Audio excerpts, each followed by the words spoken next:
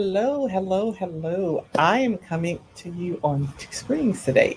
So, those of you on my personal profile saw me waving already because I was waiting on StreamYard to come online. So, I would like to welcome everybody to my live today. How are you doing? So, if you are out there and you are looking ahead of time, you know that I have a pretty good one for you today, right? How can you just shake off the fear of career transition? Oh, sometimes you know you need to do it, but how do you shake off the fear that's involved or that comes with career transition, right? So I want to give people just a few moments to pop on, and I want to be sure that all the feeds are coming through.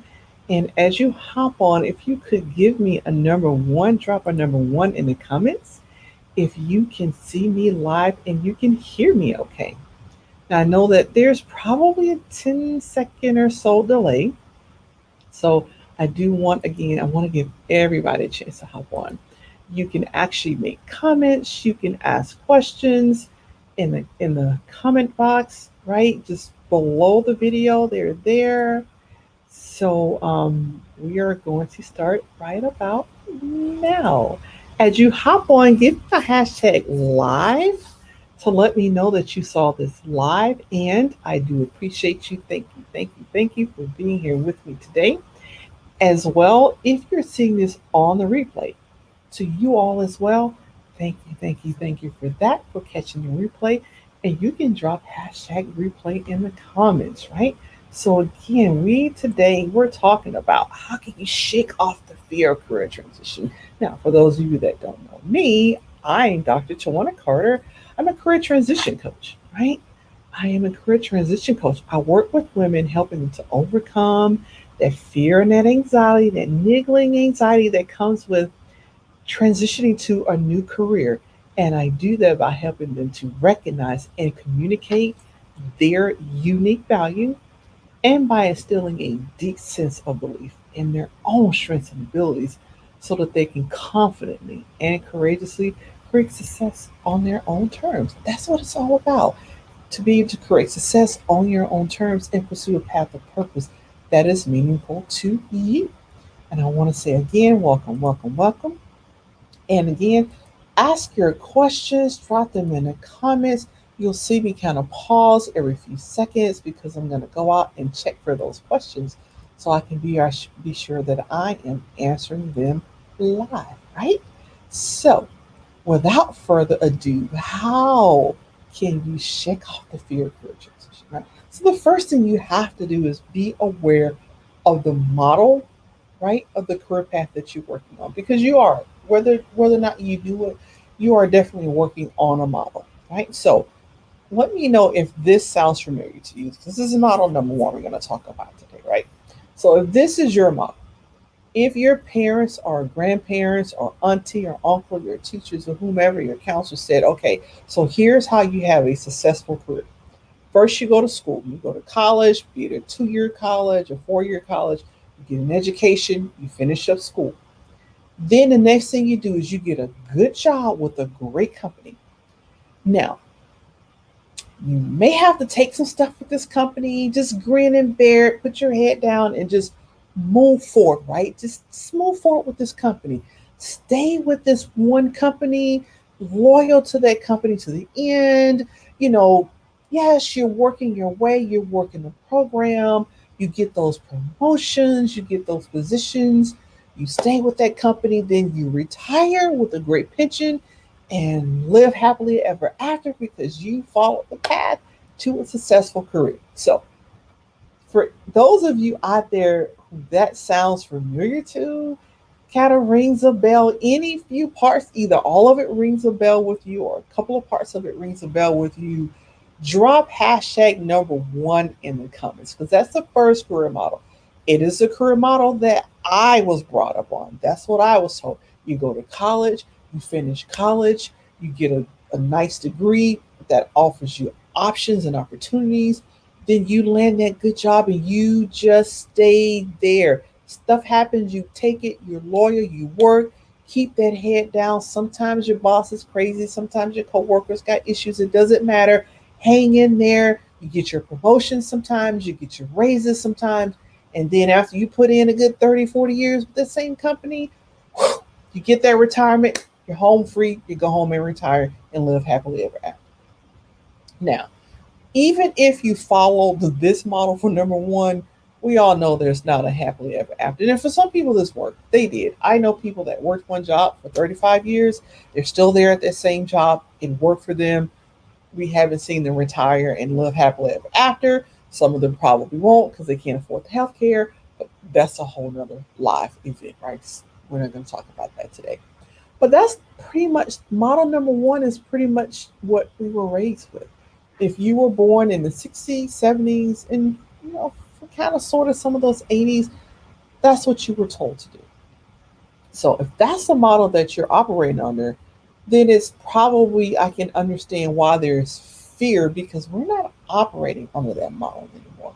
This is not so much. We're not doing that anymore. Now, with this model, also your company was expected to have career paths set up for you.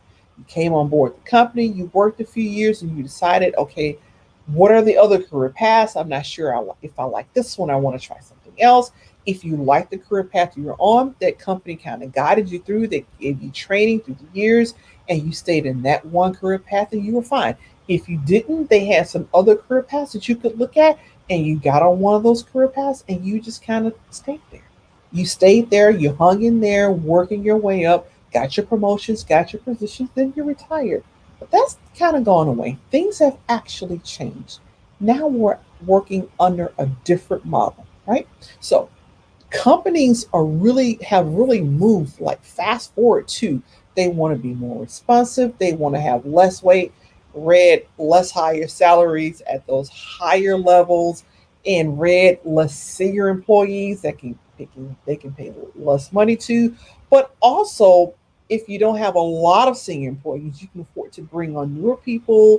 And it's thought that they bring in newer ideas. They're kind of quicker. They learn a little quicker, right? So that's where companies are headed. And also, it is expected in this new model that you're going to change positions every 3 to 5 years. Now it's expected that you're going to have like 10 career fields, not 10 jobs necessarily, but 10 career fields. I've had 10, right? But I'm a little different. That's why I'm a career transition coach. I am a little different. I'm a Generation X baby, right? I'm a Gen X, but I'm a little different because really my career values, and we'll talk about this later, but one of my career values is variety. So I like changing jobs. And so I did. I've had over 41. I just enjoy changing jobs. So that's just more set to what today's career path is like. You're expected to change that job every 3 to 5 years. And that's about what I did. I just do. I love doing that. But not a lot of Gen Xers do because we're raised on a model. You get that degree, you go to some school, 2 4 year degree, you get that job and you stay with that company until you retire. So yeah, that's different than what you're expected to do now. So yes, for now, you're expected to manage your own career path. If you decide you want to be a budget analyst, you're expected to know that career path. You're expected to know what training you're supposed to get. You're expected to know what the best positions are for you. You're expected to know when to move up, what position to move up, how long to stay there, and when to move up to the next. You're expected to do all of that yourself now. Before companies did that, they had career paths laid out for you, not so much, right? So now if that makes you a little bit nervous, a little bit anxious, I can get that, but here's reality. There are two ways that a career transition is triggered. Just two, right? It's triggered because you voluntarily change. You choose to change, right?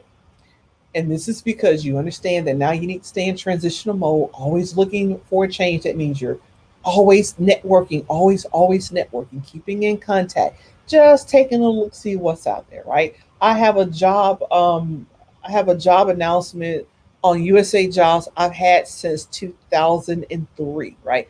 Always aware of what's out there. And I still have it open, even though I'm an entrepreneur now. I don't need it, but I do need it for my clients. So I'm still abreast of what's going on. But yeah, you're always in learning mode. You're always aware. You are coached. It is very important for you to be coached doing this, because that way you can do a voluntary job change on your own terms. When it's time to go, you go. When it's time to switch, you switch. When it's time to pivot, you pivot. Time for a makeover, career makeover, you do a career makeover, because you're pushing that. That's number one, right? Two ways a job is 2 ways job transition is triggered. So number one, right, is voluntarily you change. Number two is involuntarily. Something happens at the job and you are pushed to move, whether or not you want to. You're pushed into a change. You're pushed into a career transition, or it could be a job transition, but you are pushed into it involuntarily. That's whether your company is now downsizing. You got to go. You got to go. It could be you got new management in, and they're like, "Yeah, we like that position you have. We want that for someone else. We want that for a new person coming in the door. You're holding space. You need to move." And then you get booted out to something else, either within that company or outside of the company, totally, right? But involuntarily, it's not your choice. Involuntary, you got to go. And let me say this that if you're not doing number one, changing voluntarily, then for sure you are changing by number two, involuntarily. And then that's what often causes people way more stress, way more anxiety. There's a fear that if I leave the company, am I going to find another place with the same salary so I can keep the same lifestyle I have? Sometimes it's involuntarily because you're sick. There's so much stress in such a toxic environment, your health is declining and you're pushed out. Now, some people do leave voluntarily, but oftentimes people are like, the doctor's like, you got to go.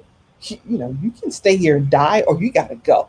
So it's much better and much less stressful for you to do voluntary changes, right? It just is. How do you do that? How do you get that done, right? You stay in transitional mode. Not saying that you're looking for a job because you're going to leave for that job tomorrow, but you stay aware of what's available. I've done that for now since 2003. It'll be almost 20 years now. I've always done that. I'm always aware of what's available. I often talk with clients and I'm always amazed why I know so much about the job market, what's available, or you don't want that job because it's been advertised too long and they keep putting out there because something's wrong with the job. They're always amazed how I know that, because I read the job announcements. I keep up with them. That's just something I do. I did that for my whole career when I worked for the federal government, and I do it now for clients because I'm a full-time entrepreneur. So I'm not looking for a position, but hey, anything could happen. If I did for some reason need to go back to the federal government, I know what jobs are available. I know what will fit me, and I can quickly start applying for jobs that fit me and get a job if it was necessary, because I'm aware. I'm consistently networking, and I'm coached as well. Those are important things for you to do, to know, really to manage that fear, to shake the fear of a career transition, right? So I have some questions that you can ask yourself, right? So let me look out and see if there are any questions that I am missing, because I have two different streams going. One from, some of you are seeing this on my personal profile, so that's on one stream, and then the other is StreamYard. So if you on YouTube or you're on TikTok, you're seeing it from there, right? And so again, be sure to ask your questions. It's a great time to get it. More than willing to answer your questions or entertain your comments, right? So here's some questions that I would ask, I would tell you to ask yourself, because number one, change is inevitable. We are not going to move backwards to the career path when your job just did that for you, and you could expect to find a job to stay there 30 years. If you're there over 10, you probably are there on the old model. And I would say at some point, if you're 50 or older, look out, because the transition is probably coming your way. That's just the way it is. And again, I work with professional women 40 years and older, helping them to transition by helping to mitigate, to get overcome the fear and anxiety that comes from doing a transition, right? Doing a career transition, because some people are just ready, like, I'm ready to move, do something totally different. Others are being pushed out, right? And some of us, if you look at it, you see the writing on the wall. I've had jobs where I've seen the writing on the wall. I knew they were going to downsize a year or two before they ever started doing it. And I jumped ship and found another job. But I'm trained to do that, right? So I actually know that when I was working full time for someone else, that's what I'm trained to do. So I recognize it. And that's what you can get. Those are some of the benefits you get by hiring a career coach, right? A career coach or a career transition coach. And some people call it career strategist, career transition strategist. We're all going to do about the same thing, coach you how to move to your next best level by mitigating, calming. At least for me, I calm down that anxiety and I help you calm down that fear so you can focus and get out of operating in survival mode and operate in thrive mode. That's just very important. So, on to some questions, right? So, question number one, if you had to transition today, how would you change? How would you adapt to that change? Ask yourself that. If you don't have a clue, time to see a career transition coach. Now, it doesn't mean you're changing tomorrow or next week, maybe not even next month, but changes are coming your way. Change is inevitable, right? So the last career change that I did from full-time employee working for someone else to now where I run two companies, that was a 2.5 year career transition. So again, just because you transition, you're doing a plan doesn't mean you transition today. Give yourself time. You can get out of operating in fear mode and really plan and strategize your career. You can actually design your career when you work with a career transition coach. You can get that done, right? So, question number one, if you had to transition today, how would you manage the change? Would you be adaptable to that change? That's question number one. Question number two, ask yourself, what's the best that could happen? I know you probably were not expecting that one. What's the best that could happen? Because oftentimes when I see people and they're nervous about a career transition, it's because they worst case or worst scenario, anything that can happen. Well, question number three, what's the worst that can happen? But what's the best that could happen? Ask yourself that. What's the best thing that could happen with this career transition? And then you can follow that. Well, what's the worst? What's the worst case? What can I plan for? Or you can plan for all of them. You can plan for every last one of these questions, right? And then the next question number four, is it possible to plan for the worst case and the best cases? Absolutely. Absolutely. That's part of how I help my clients manage that fear, manage that anxiety. And I do anxiety coaching too, because sometimes clients will come in and they're like, change in the next couple of months, and they were not planning on a change at all. So yes, I do a lot of anxiety coaching inside of my career transition coaching, right? And then the next one, can the change be less daunting if you make the right plans? Absolutely. Change will not be so fearful if you've made the plans. And it's important to note that making the plans doesn't mean that your career transition will happen exactly as you plan it. It's a guide. Look at it as more of a guide. Your intention is to do a career transition, and here's a guide you're going to follow, right, to do that career transition. And that's part of what I do. I help you work out that guide. We sit down and look at what it is you want. What are your values? What's your purpose or your purposes? Because you can have more than one. You don't just have, some people do have a purpose and they have it in their entire life, span of their career path. They have one purpose. Others of us have several. I've had several purposes through my life. I have, but you can have more than one purpose. And you can look at your passion and see if you can marry your passion, your purpose, and your career all together, right? And that's what the last question is. How can you add your values, your passion, your purpose? How can you add all of that and get your position that fits you, that next position, that next career that just fits you, that you enjoy going to? It's okay to admit to yourself that this was a wonderful job 5 years ago. Not so much now. It's okay. Things change. Entire environment has changed. We're in a pandemic now. Many people who thought they were there for a career and lifer in a job are now going, I don't like this job anymore. Or I just don't want to go back to the office. I just want to continue teleworking. I want to find something that I can continue to telework. 1 in 4 people are saying they're considering resigning rather than going back into an office job. So Yeah, that's an okay decision to make. Great. But how are you planning for that? Because the planning is what reduces your anxiety. It reduces the fear. It reduces that stress, right? So let me go out and look again. I just want to be sure that if I have any questions out there, I'm actually attending to the questions.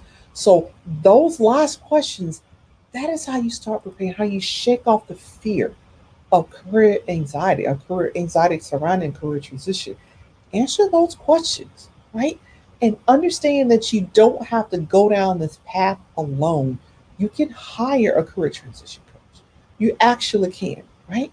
So that's what I had for you guys today. How can you shake off the fear of career transition? Also, want to say that I do have a freebie for you.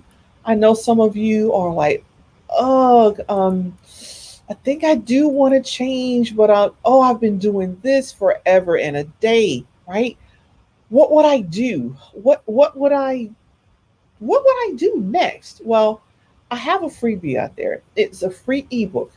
Discover your strengths to find the right career for you. And that's not just for new people, that's for all of us. Again, you could have been doing the same job for 15 years and decided, I want to have a purpose aligned career. I want to do something that just feeds my soul. Great. You can do that, right? Um, let me see if I can, because I do need to put this down for my folks on my personal profile because I want you to also have access to the book, right? So let's do this one. There we go. And there we go. So for those of you that are on my personal profile, I'm going to drop that link in the comments. It will be the first comment that you see there. And for those of you that are on TikTok, or you're on my Twitter page or my YouTube, I will also put that link out there as well. And you will be able to get that freebie. You just put in, drop in your name, drop in your email address, and then a couple of emails, one or two, you got to confirm that you're actually signing up, and then you'll get access to that ebook. And it's a way for you to start the career transition, right? Or for some of you, keep it up. Because how do you know when you're in career transition mode? If you're thinking about changing your career, you're already in career transition mode. You're already there. It's just that easy. Now it's about accessing the resources. And so your first resource there, free ebook, Discover Your Strengths to Find the Right Career for You. That's your first resource.